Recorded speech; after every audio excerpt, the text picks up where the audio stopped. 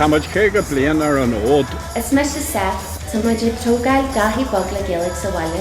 Bíon chuir jazz agus teag an teismóirí fásta. Is cuman le clas Gaeil lá Gaeilge muid lecar lech lí. Tugan an sport na jazz doing in Gaeilge seeds, a see with the saltwater agus pleasure he. Onar gamanóige go dtí ar Gultarland, tá Gaeilge a grí lár síalta. Tá bubble brewer agus ag blathaí a gúna. Le chéile tá féisiogí.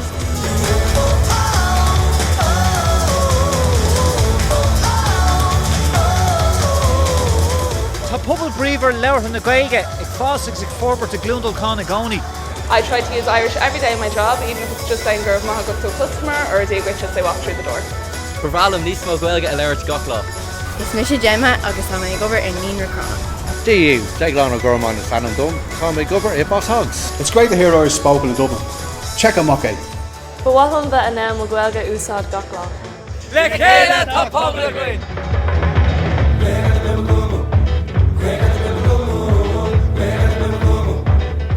Is me Seán ó Faril, tá mé gobar is Specsavers ag Innis chun chlár. Bhrálam níos mó deisna a bheith agam. Mochud goim na úsáid. Tá sé go hinnta go bheith gáir idir theanga féin, bí gáir na Gaeilge. Tá sé go léir ag tarlaú an seo ar sráid a Innis. Tá an fear seo chun Easter Glanadam. I'd love to have the opportunity to speak more Irish. Bhrálam Gaeilge a labhairt Cuminnic agus is féidir le.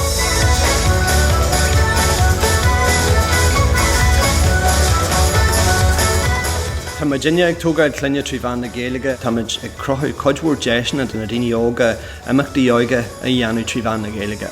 Tá an teí ceall den Gaeilge an sa cheantar seo, tá an Gaeilge teach a reisrís a méle phobal mar bhí planad seogaí. Tá níos mó agus níos mó daoine a úsáid na Gaeilge an lá. Le chéile tá planad Gaeilge. Chéile, faoi as na gréine, Scoil Chéile, faoi brat na spéide, Scoil Chéile. Is Mr. Sean, is as nua Arach me. Is me sem Micheál Macin, tá mé gobar is leis an siopa sin gach lá. Bhrálam níos mó deisna mo chuid Gaeilge úsáid chuile lá. There's a lot of Irish spoken in Loughrea. Ba ceir go méid muid bródú lásí ní nóireach. Crína Chenga. Le chéile tá tátaí a gcuin.